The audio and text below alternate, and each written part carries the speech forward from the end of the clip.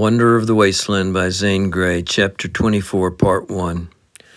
Time passed. The days slipped by to make weeks, and the weeks merged into months. Summer, with its hot midday hours, when man and beast rested or slept, seemed to shorten its season by half. No human creature ever entered a desert oasis without joy, nor left it without regret. As time went fleeting by, Adam now and then remembered Dismukes, and these memories were full of both gladness and pathos. He tried to visualize the old prospector in the new role of marvelous absorber of life, spendthrift and idler. Nevertheless, Adam could never be sure in his heart that Dismukes would find what he sought. But for the most part of the still hot waking hours, Adam, when he was not working or sleeping, devoted himself to Jeannie. The girl changed every day. How? He was unable to tell. Most wondrous of all in nature was human life, and beyond all sublimity was the human soul. Every morning at sunrise, Jeannie knelt by her mother's grave with bowed head and clasped hands, and every evening at sunset, or in the golden dusk of twilight, she again knelt in prayer. "Jeannie, why do you kneel there now?" asked Adam once, unable to contain his curiosity. "You did not used to do it, only the last few weeks or month." "I forgot I'd promised Mother," she replied. "Besides, could I pray when I wanted to die?" "No, I suppose not. It would be hard," replied Adam gravely. "Please don't think me curious. Tell me, Jeannie, what do you pray for?" "I used to pray now I lay me down to sleep as Mother taught me when I was little, but now I make up my own prayers. I ask God to keep the souls of Mother and Father in heaven. I pray I may be good and happy, so when they look down and see me, they will be glad. I pray for you and then for everyone in the world."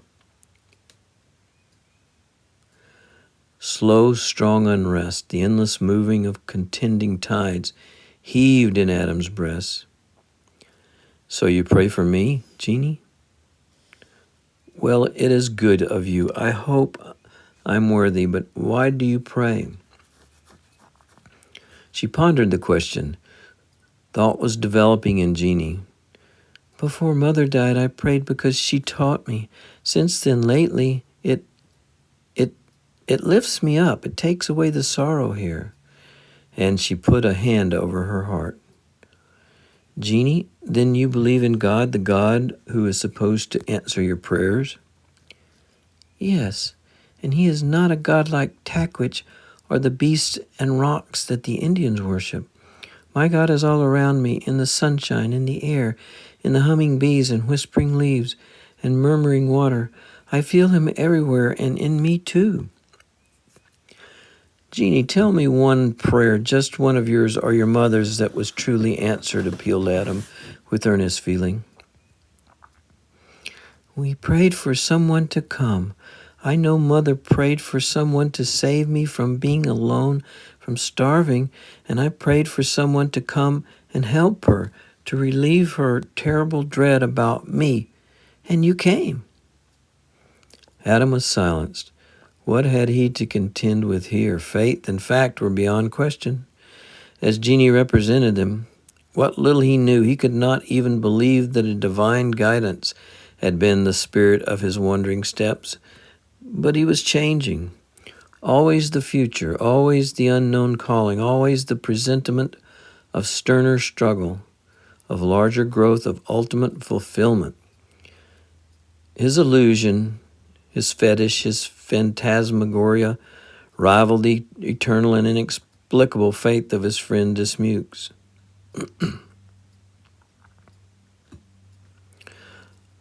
Andreas Canyon was far from the camp under the cottonwoods, but Adam and Jeannie, having once feasted their eyes upon its wilderness and beauty and grandeur, went back again and again, so that presently the distance and the hot sun was no hindrance, and the wide area of white, glistening, terrible cholla cactus was no obstacle. For that matter, the cactus patch was endurable because of its singular beauty. Adam could not have told why Cholla fascinated him, and though Jeanie admitted she liked to look at the frosty silver-lighted cones and always had an impulse to prick her fingers on the cruel thorns, she could not explain why. Jeanie, the Yaqui Indians of Sonora love this Cholla, said Adam. They love it as they hate Mexicans. They will strip a Mexican naked, tear the skin off the soles of his feet, and drive him through the Cholla until he's dead. It wouldn't take long. All prospectors hate Cholla. I hate it, yet I guess I'm a little like the Yaquis. I often prick my finger on a Cholla just to feel the sting, the burn, the throb. The only pain I could ever compare to that made by Cholla is the sting of the sharp horn of a little catfish back in Ohio. Oh, I'll never forget that. A poison burning sting, but Cholla is terrible because the thorns stick in your flesh. When you jerk to free yourself, the thorns leave the cones. Each thorn has an invisible barb, and it works deeper and deeper into the flesh. Don't I know, exclaimed Jeanie emphatically. I spent whole hours digging them out of my feet and legs, but how pretty the Cholla shines. Only it doesn't tell the truth, does it, Wanny? Child, please don't call me Wanny.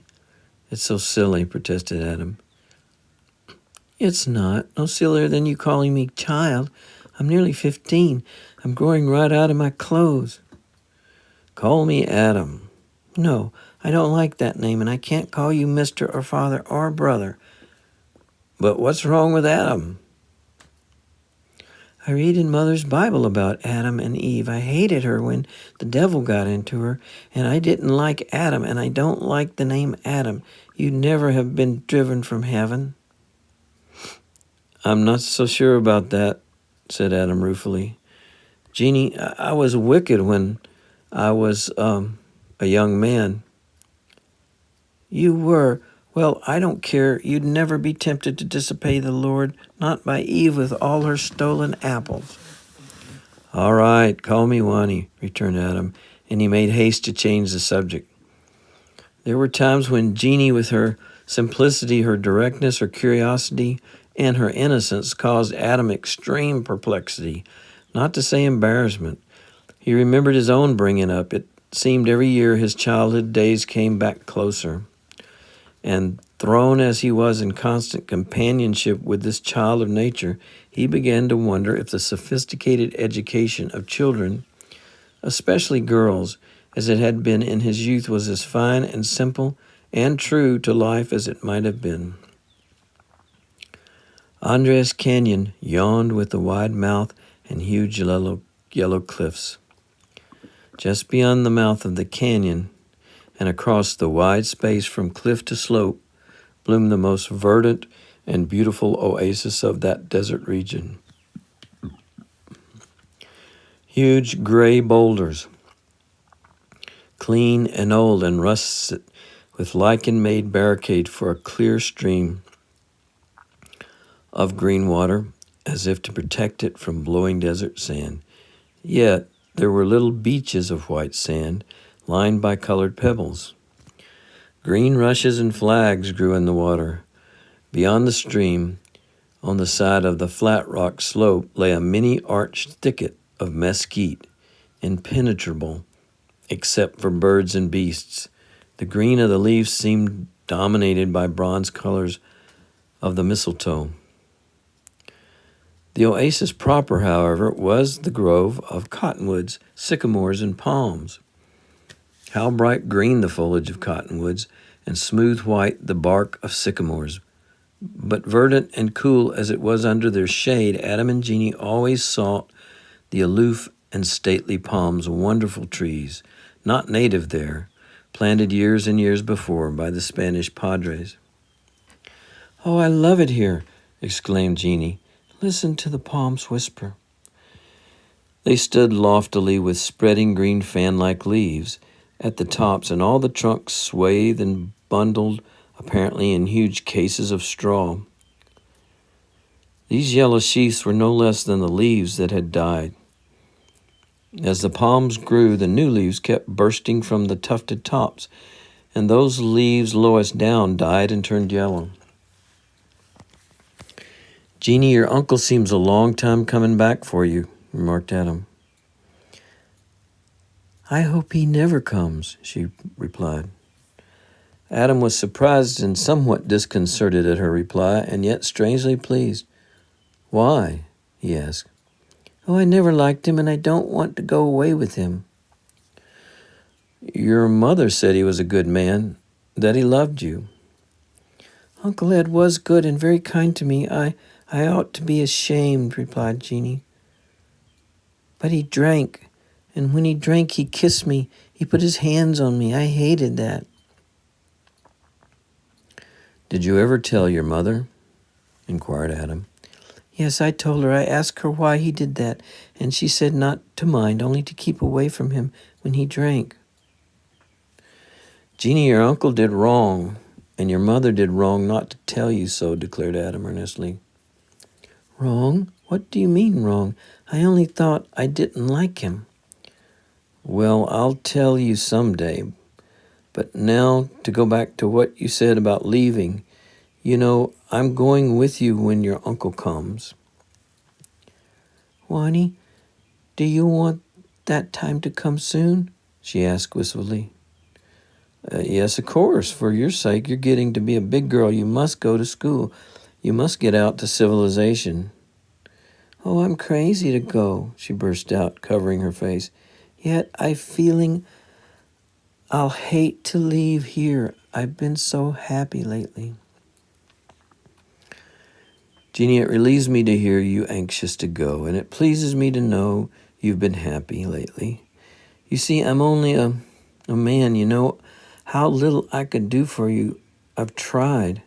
I've done my best, but at that best I'm only a poor old homeless outcast, a desert wanderer. Hush up," she cried with quick, sweet warmth. Swiftly she enveloped him, hugged him close, and kissed his cheek. "Wani, you're grand. You're my Takwich with face like the sun, and I love you as I never loved anyone except my mother. And I hope Uncle Ed never comes, so you'll have to take care of me always." End of chapter 24, part 1.